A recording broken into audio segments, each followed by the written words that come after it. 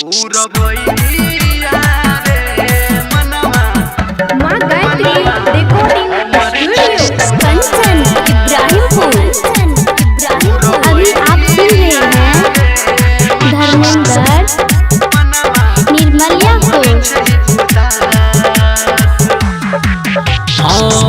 सुन रे पवन पुरबैया जहन हमरा एतै कहिया अखिया करैया इंतजार। सुन रे पवन पुरबैया जहन हमरा एतै कहिया अखिया करैया इंतजार। ससुरा ओकर छही बहुत दूर रे हमारा लेका नहीं तो हेतै जरूर रे। आजो जोर हमारा कोने जान के पास पूरा बइया रे मनवा हमर छही उदास।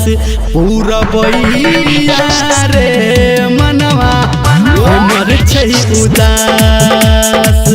बतिया हमर तू जान से कोई है रे खास। पूरा बइया रे हमर मन छही उदास। पूरा बइया रे मनवा हमर छही उदास। कंचन इब्राहिमपुर। अभी आप सुन रहे हैं सावरिया म्यूजिक।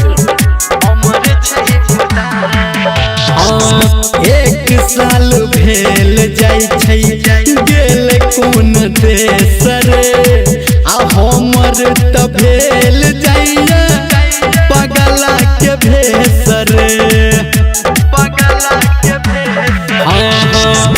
एक साल भेल जाय छै गेल कोन देश रे आ हमर त भेल जाइया पगला के भेस रे। आ ओकर में अटकल छै रे ओकर में अटकल छै रे हमर साहस। पूरा बइया रे मनवा हमर छै उदास। पूरा बइया रे मनवा हमर छै उदास।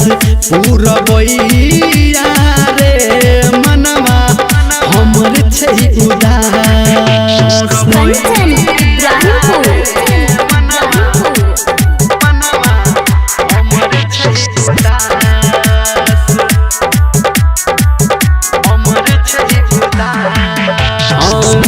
केकरा से पूछबै रे केकरा से कहबै आ हमरा लगैया अब हम नहीं रहबै।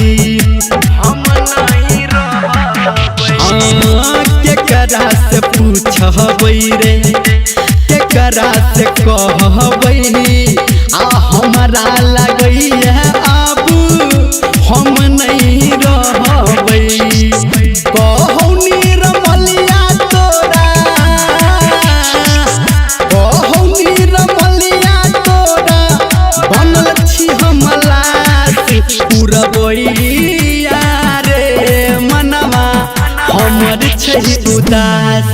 पूरा बइया रे मनवा हमर छै उदास। बतिया हमर तू जान से कोई दी है खास। पूरा बइया रे मनवा हमर छै उदास। पूरा बइया